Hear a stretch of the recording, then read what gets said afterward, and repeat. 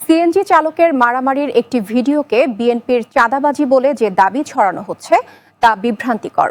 যাচাইয়ে দেখা গেছে এটি চাঁদাবাজির ঘটনা নয়, সড়কে ট্রাক ও সিএনজির সংঘর্ষ এবং বাকবিতণ্ডা থেকে মারামারি হয়েছে। ভিডিওর বড় সংস্করণে স্পষ্ট দেখা যায় এটি দুই চালকের ব্যক্তিগত ঝামেলা, কোনো রাজনৈতিক সম্পৃক্ততা নেই। অর্থাৎ ভিন্ন ঘটনার ভিডিওকে রাজনৈতিক রং দিয়ে অপপ্রচার করা হচ্ছে। বিস্তারিত জানুন আমাদের প্রতিবেদক রাফিদ হাসানের রিপোর্টে।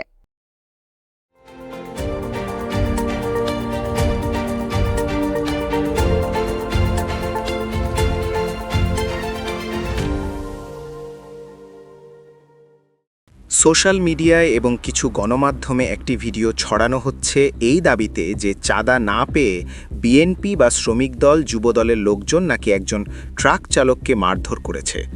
এই দাবিটি মিথ্যা এবং বিভ্রান্তিকর ফ্রেমিং। যাচাইয়ে দেখা গেছে ভিডিওটি চাঁদাবাজির ঘটনা নয়, বিএনপিরও নয়।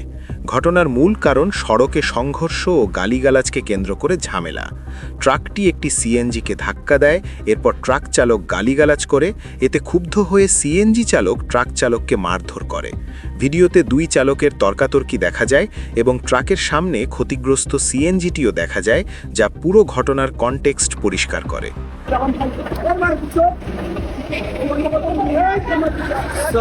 আমাদের সিএনজি লাগাই দিছে, বুঝছেন, আমরা সিএনজি মেরে দিছে।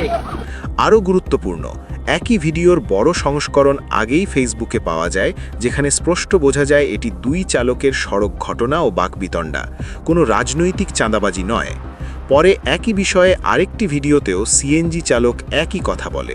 কারণ হ্যাঁ, অবশ্যই দোষ করছে। আমার গাড়িটা পিছনে থেকে জমানো গাড়ি আগে মেরে দিছে।